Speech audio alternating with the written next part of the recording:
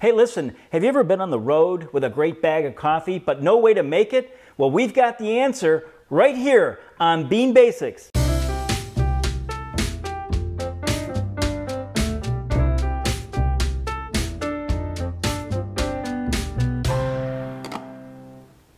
Oh, hey there. Welcome to Bean Basics, on the road with Bob and Michelle. Hey, listen, this time we're coming from Galveston, Texas.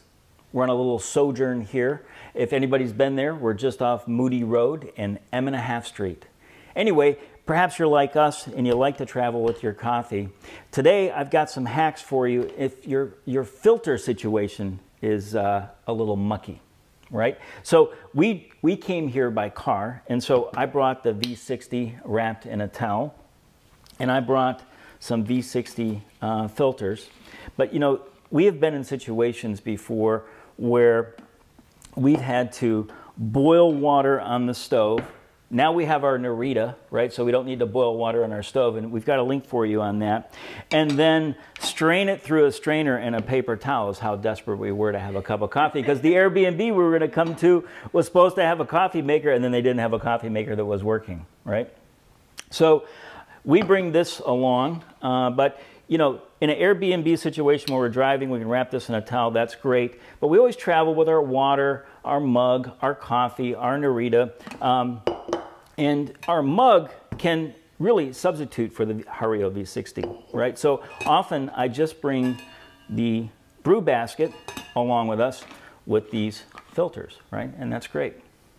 Now, there's been situations where I forgot to pack filters, I lost filters, I didn't bring enough filters, and so I want to give you a few hacks on that. You know, one thing you can do is just take a piece of paper towel like this and fold it into squares. And I don't know if you've ever seen a Chemex, and you know, I bring the V60, you could bring a Kalita, you could bring a Moleta, doesn't really matter. But if you've ever seen a Chemex filter, it looks a lot like this, and a paper towel filter will work just fine. Of course, you want to rinse it really good, right? Because God knows what's in this paper filter here in comparison to a regular V60.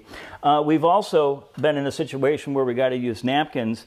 The problem with that, of course, is the ply is really, really, really thin, so you can actually see my fingers through there. So I have a tendency to put two napkins together, you know, put the two light sides and put that in just like a V60 too. So that's another little hack for you. Occasionally, I've arrived someplace and I have the V60, forgot my filters, but they had Moleta filters, right? And that's great, except the Moleta has a flat bottom, doesn't fit into this particular cone right here. But if I look at a V60, and by the way, this is called a V60 because this angle of this filter is 60 degrees. But if I take a Moleta, which has a flat bottom, put the point to one of the points of the Moleta and fold it over just like that, I will have the same V60 or 60-degree angle, and I can use a Moleta filter as a hack. Now, you have to kind of get it started. It wants to pop out of there. That's okay.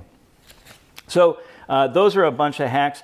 But you know what? Sometimes I forget this, right? And I've got my travel mug, I got my water, I got my kettle, my coffee, but I don't have my brew chamber. So I've fashioned at times my own brew chamber. I'll take my 500 milliliters of water, pop off the bottom, cut down the sides, and I end up with something just like this, and it works just fine. Michelle's like, doesn't it melt the plastic? And the answer is no, it doesn't melt the plastic. Now, one thing you do have to do, it's a much narrower chamber, is you got to take your V60 filter and give it one fold over. It's a slightly sharper angle, and it'll fit in there real nicely. Can we see the bottle one more time? Oh, sure.